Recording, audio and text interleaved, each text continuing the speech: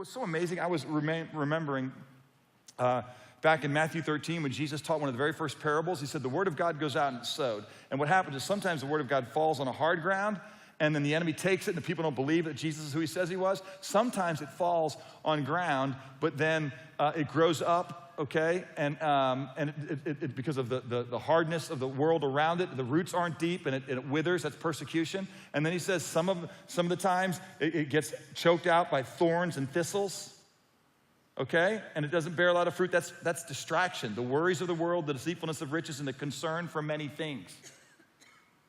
But sometimes it falls where it should, and it multiplies 30, 60, 100-fold. That's a perfect layout for what the church has experienced so far in the book of Acts. And so sometimes what happens, and by the way, there's applications for the whole church, because you get churches that get involved with a lot of social justice, and they say we're going to do a lot of good things, but they forget why they do those things, and so they don't do those things for very long, because they forget that they're doing it in Jesus' name, by the power of Jesus, being conformed to his image. Because the social gospel is not the gospel. The gospel is the gospel, and the gospel then should affect society. But you've got to keep praying and ministering.